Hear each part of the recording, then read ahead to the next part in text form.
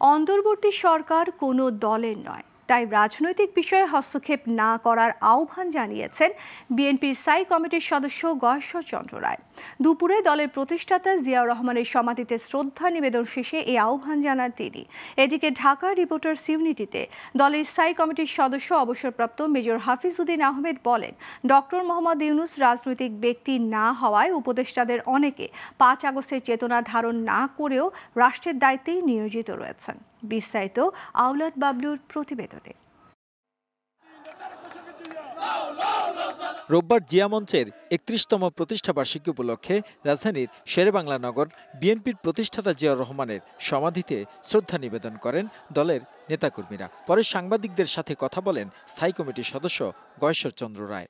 এমন কোনো ক্ষেত্র নেই যেখানে তিনি বলেন, অন্তর্বর্তী সরকার কোনো রাজনৈতিক দলের সরকার নয়, এটা আন্দোলনের ফসল। তাই তাদের রাজনৈতিক বিষয়ে হস্তক্ষেপ না করে গণতন্ত্রের পথকে সুগম করার লক্ষ্যে কাজ করার আহ্বান জানান। প্রধান উপদেষ্টা, সম্মানিত ব্যক্তিত্ব ডক্টর ইউনূস সহ যারা আছেন তারা সবাই অরাজনৈতিক।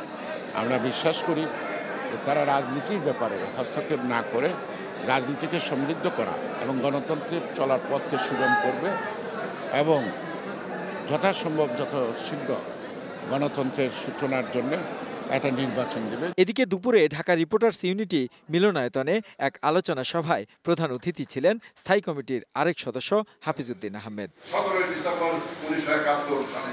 অন্তর্বর্তী সরকারের উপদেষ্টাদের অর্ধেকের বেশি ৫ আগস্টের চেতনা ধারণ করে না অভিযোগ করে মেজর হাফিজ বলেন, ডক্টর মোহাম্মদ ইউনূস অরাজনৈতিক ব্যক্তি হয় অতীতে অনেকেই শেখ হাসিনার সহায়তার তালিকায় থেকেও এখন রাষ্ট্রের দায়িত্ব পেয়েছেন। প্রফেসর ইউনূস বাংলাদেশের কৃতি সন্তান, আমাদের সকলেরই শ্রদ্ধেয়। অত্যন্ত বিনয়ের সাথে বলতে চাই, তার আরো কেয়ারফুল হওয়া উচিত ছিল। এই উপদেষ্টা পরিষদের অর্ধেকেরও বেশি তারা এই বিপ্লবী চেতনা ধারণ করেন না। তারা আগের সরকারগুলোকে সাহায্য করেছেন, 111-এর সময়ও করেছেন।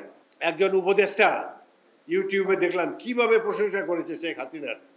মনে হয় যে এরকম নেতা নেত্রী আর বাংলাদেশে আসে নাই। এদেরকে কেন আপনি উপদেষ্টা পরিষদে স্থান দিয়েছেন? আর একটু সময় নিয়ে প্রকৃত দেশপ্রেমিকদেরকে নেওয়া উচিত ছিল। যারা দেশের বিপ্লব চেতনাকে ধারণ করে তারাই দেশপ্রেমিক। এমন সব ব্যক্তিত্বই উপদেষ্টা মণ্ডলীর সদস্য হওয়া উচিত বলেও মনে করেন বিএনপির নেতা। হাসিনার পলায়নের পর আওলাদ বাবলু, গ্লোবাল টেলিভিশন, ঢাকা।